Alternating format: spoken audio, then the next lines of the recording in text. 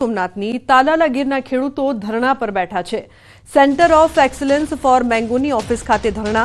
કેસર કેરીના પાકમાં રીસર્વે કરવાની માંગ। તો રીસર્વે કરી વળતર આપવા ખેડૂતોની માંગ છે। ખેડૂતોએ સૂત્રોચ્ચાર સાથે ધરણા કર્યા છે। અધિકારીના ઉડાવ જવાબથી ખેડૂતોમાં રોષ જોવા મળી રહ્યો છે। તો તાલાલા ગીરના ખેડૂતો ધરણા પર બેઠા છે। ખેડૂતોએ સૂત્રોચ્ચાર સાથે ધરણા કર્યા। દિનેશ જોડાયા છે ફોન લાઈન પર વધુ માહિતી આપવા માટે। દિનેશ, જે પ્રકારથી ધરણા કરવામાં આવી રહ્યા છે અને અધિકારીઓ ઉડાવ જવાબ આપી રહ્યા છે, શું અપડેટ છે આ સમગ્ર મામલે?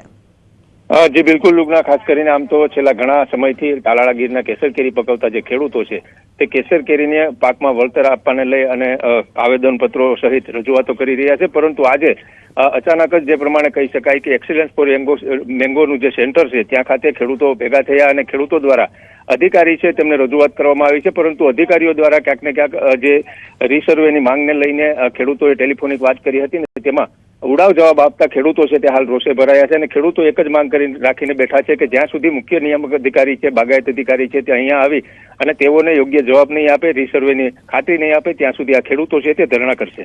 બિલકુલ દિનેશ, આભાર સમગ્ર માહિતી બદલ। સુરતમાં તાપી નદીને પ્રદૂષિત કરતા તત્વો સામે થશે કાર્યવાહી। તાપી નદીમાં ગંદુ પાણી છોડનારા લોકો સામે તપાસ થશે। ડ્રોન કેમેરા અને નાવડી વડે કરાયું છે નિરીક્ષણ। તો પાણી સમિતિના ચેરમેન અને પાલિકાની ટીમ દ્વારા સર્વે કરાયો છે। રાંદેર, અઠવા અને સેન્ટ્રલ ઝોનમાં ગંદા પાણીની ફરિયાદ ઉઠી હતી। આ તપાસ દરમિયાન નદીમાં ગેરકાયદે આઉટલેટ મળી આવ્યા છે। તો ગેરકાયદે દારૂની ભઠ્ઠીને કેમિકલ પણ નદીમાં ઠાલવતો હોવાનો આક્ષેપ છે। જીપીસીબીને પણ આ બાબતે જાણ કરવામાં આવશે।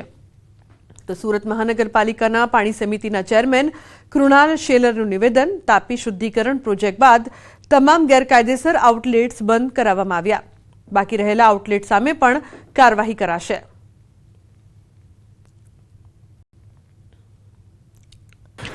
દરેક ઈસમો આજે જોડાયા છે આમાં, તેની પર કાયદેસરના પગલાં લઈને સૌપ્રથમ તો આ જે કનેક્શન છે, જે પાણી ગંદુ ઠલવાય છે તાપી નદીમાં, તે બંધ કરવામાં આવશે।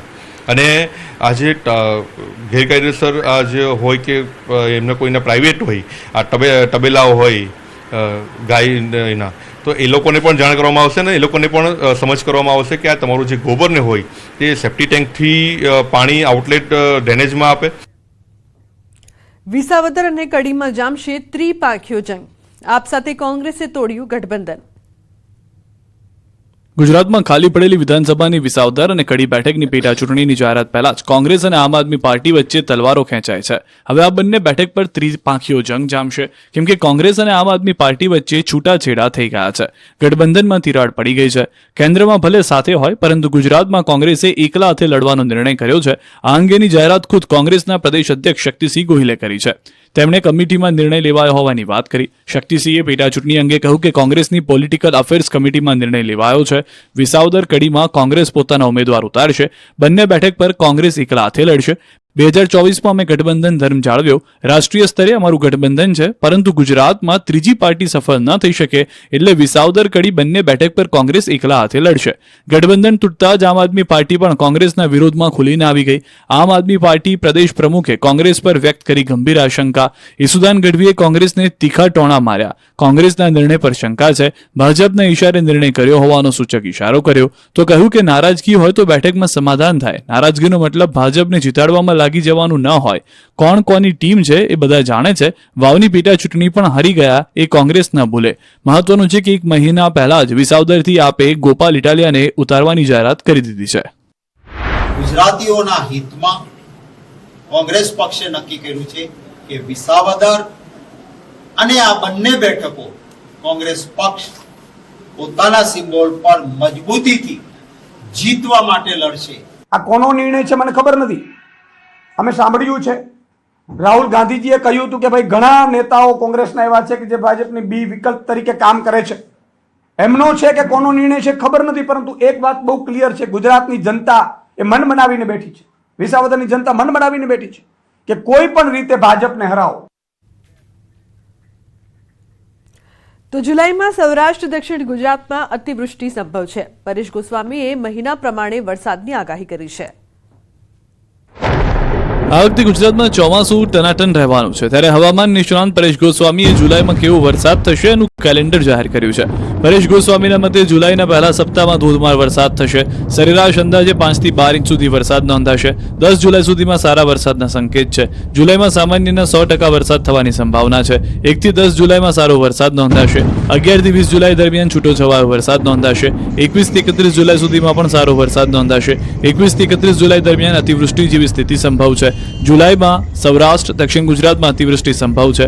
ઓગસ્ટ, સપ્ટેમ્બરમાં પણ અતિવૃષ્ટિની શક્યતા છે. જુલાઈ પૂરો થતા સુધીમાં 70% વિસ્તારમાં ડેમ ભરાશે. તો સુરેન્દ્રનગરના બામણવા ગામે કેનાલ ઓવરફ્લો થતા ખેતરોમાં 500 વીઘા પાક બરબાદ થયો છે. આ દ્રશ્યોનું પાપી છે નર્મદા નિગમ. ખેતરોમાં બરબાદીના દ્રશ્યો છે સુરેન્દ્રનગરના બામણવા જરવાલા ગામના. અહીં નર્મદા નિગમની ગંભીર બેદરકારીના કારણે નર્મદા કેનાલ ઓવરફ્લો થતા ખેતરો પાણી થઈ ગયા. દસાડાના બામણવા જરવાલા ગામમાં ભર ઉનાળામાં ચોમાસા જેવો માહોલ જોવા મળ્યો. ગામમાં નર્મદા કેનાલ ઓવરફ્લો થતા પાણી ખેતરમાં ફરી વળ્યા. કેનાલના પાણી ખેતરોમાં ઘૂસતા ખેડૂતોની હાલત કફોડી થઈ. દસાડા તાલુકાના બામણવા જરવાલા ગામ વચ્ચે મેન કેનાલમાં પાણી ઓવરફ્લો થતા આશરે 500 વીઘા ખેતરમાં પાણી ફરી વળ્યા. ખેતરમાં પાણી ઘૂસતા મોટા પાયે ચણા, જીરું, વરિયાળી જેવા પાકને ભારે નુકસાન પહોંચ્યું. અત્યારે જ્યારે પાકનું વેચાણ કરી કમાવાની સિઝન છે, ત્યારે ચણા, જીરુના પાકને કેનાલના પાણીના કારણે નુકસાન થતા ખેડૂતોને આર્થિક નુકસાનીનો સામનો કરવો પડશે. ખેડૂતોએ આક્ષેપ કર્યો કે જ્યારે જરૂર હોય ત્યારે પાણી મળતું નથી અને અત્યારે વગર વરસાદે જરૂરિયાત નથી ત્યારે પાણીની રેલમછેલ જોવા મળી રહી છે. સ્થાનિક ખેડૂતો દ્વારા અવારનવાર રજૂઆત કરવા છતાં તંત્રના અધિકારીઓ દ્વારા યોગ્ય કાર્યવાહી ન કરાતા કિંમતી જમીનનું ધોવાણ થયું.